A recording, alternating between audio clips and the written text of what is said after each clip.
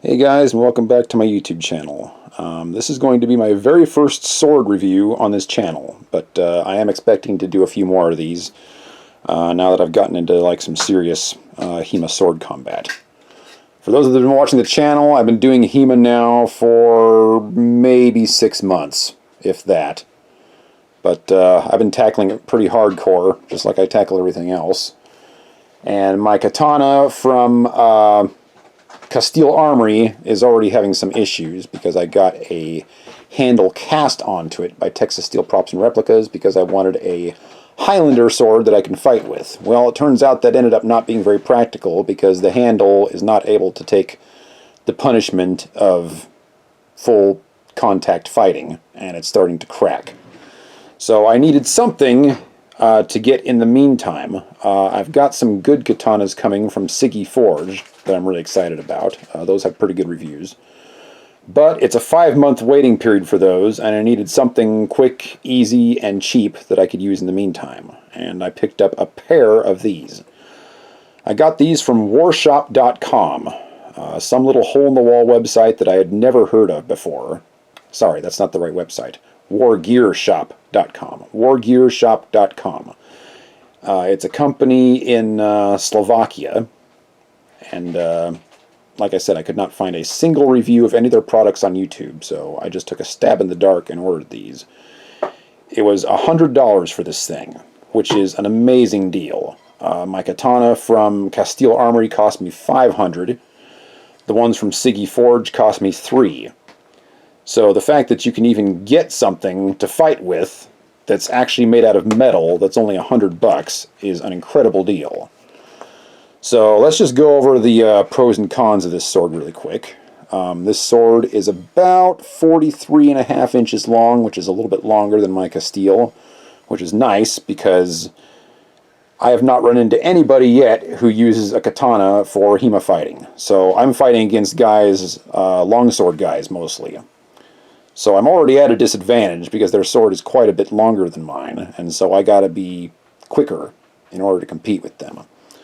This video is not going to have any sparring on it. I've got plenty of combat videos on my YouTube channel if you want to go and watch those.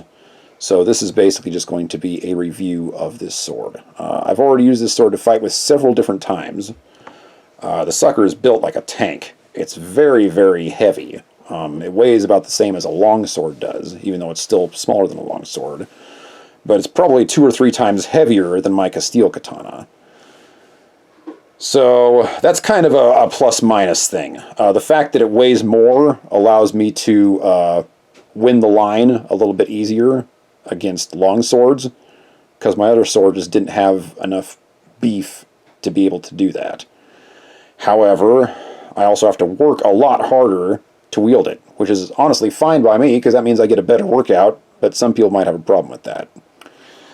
The whole handle here is leather-wrapped, and seems to be doing just fine so far. I wouldn't call this the greatest quality I've ever seen. It's got some gaps here at the bottom, like that right there. You can see there's a hole right there. So it's not like super duper awesome, but like I said, you get what you pay for. The guard here is really nice. It's actually welded to the rest of the sword, so it's not going to come loose like my Castile sword has. On that one, the guard, it was made out of brass by Texas Steel, and so honestly it hasn't held up very well, and so we've got a lot of rattling going on in this section, and the guard is already bent and really chopped up. This one, I don't know if you can see on camera or not, it already has a few nicks on it, but I'm guessing that's pretty normal for HEMA combat. The blade itself, I have had to file off quite a few burrs.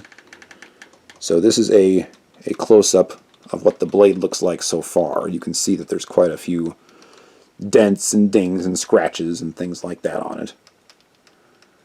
But quite frankly, I'm expecting this sword to last a very long time, just based on what I've done to it so far. I mean, the sucker is built like a tank. And like I said, I got a pair of these for $200. So that is an incredible deal. The fellow I was talking with from War Gear Shop, we exchanged a whole bunch of emails. Their communication is a little slow because it seems like they're really, really busy and they don't quite have enough people in the shop. So you're going to have to be patient to get responses from them and stuff, but it was totally worth it. This sword was already in their shop, done and ready to go. The pair of them were actually. And so as soon as we were able to work out whether or not I actually wanted the sword, because I wanted to know if it would hold up against long swords and such, and you know, what it was made out of, how much did it weigh, the length of it, all that stuff. Once they'd answered all my questions, they wanted me to pay them in euros, which obviously I couldn't do, so I just had them send me an invoice, and then PayPal automatically converted the currency into what I needed to pay, and it ended up being $206. And now that the swords are here, it took them about 2 weeks to get here, which is pretty normal considering they're coming from Europe. But now that they're here, I feel like this was a really good deal. Even though they're really heavy, I'm planning on dual wielding them, so stay tuned for some videos on that. Right now I'm recovering from a sprained wrist, so I'm just using one, but I am planning on using both at some point just to see how it works out. So anyway, we need to talk about balance and flex, so let's get to that next. Okay, so I want to show you the balance on this thing. Even though the balance on the sword is pretty good, it does feel very top-heavy. So I'm always concerned about hurting other people when I fight, and I like having a lot of control over my sword. So even when I score hits, I like to pull my punches, just so that the other person is going home with a ridiculous amount of bruises or whatever. With this sword, it's a little bit harder to do that because it feels like the weight is in the top. But if you look at the balance, I mean, for a katana, that's about what you want right there. I mean, the balance on this thing is really, really good. For the flex, it doesn't quite have as much flex as I'd like. I'm guessing the Siggy Forge swords are better. But obviously when you poke somebody, you do have some give there. You do have to push a little bit hard to get that to happen, a little bit harder than I'd like. But it's got about the same flex as the Castile one. So that's not too shabby. Let's see, what else? Oh, the handle. The handle is fairly long. It's about 11 inches long. So even when I fight with the Spez Heavies, which is what most people are fighting with right now, everyone's waiting for the Thok Weapon Master gauntlets or the Pro gauntlets or those sorts of things, but most people right now are still fighting with Spez Heavies or something very similar.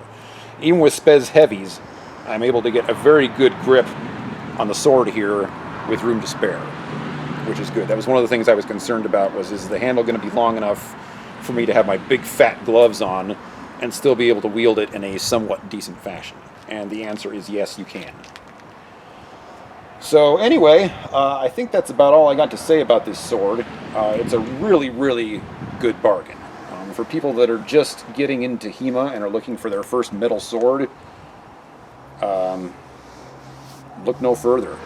I mean, for $100, you're not going to beat this. Anything else on the market right now for HEMA-ready katanas is going to cost you at least 3 times as much as this sword. So this is a really, really good deal. The communication was good, just a little slow.